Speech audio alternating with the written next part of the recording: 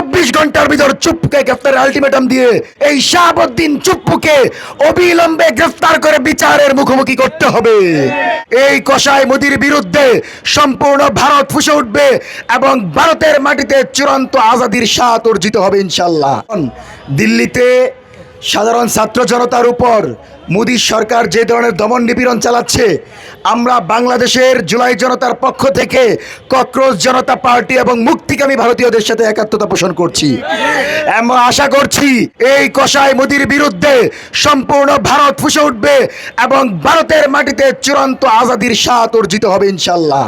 পাশাপাশি আমরা আজাদ পার্টির আজকের এই প্রোগ্রামের সাথে একাত্মতা জানাচ্ছি।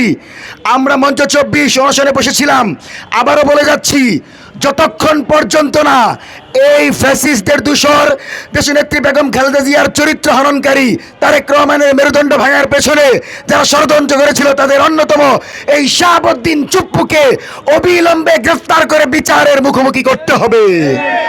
আমরা বেঁচে থাকতে এই ধরনের ফ্যাসিস্টরা মুক্ত বাতাসে সেফ এক্সিট নিতে পারবে না। সুতরাং আজাদির এই লড়াই আমরা সবাই ঐক্যবদ্ধ লড়াই করব। এই আন্দোলনের সাথে সংহতি জানাচ্ছি। 24 ঘন্টার ভিতর চুপ্পুকে গ্রেফতারের আলটিমেটাম দিয়ে আমরা এখান থেকে বিদায় নিচ্ছি। ইনকিলাব জিন্দাবাদ, মুজিববাদ, মুর্দাবাদ।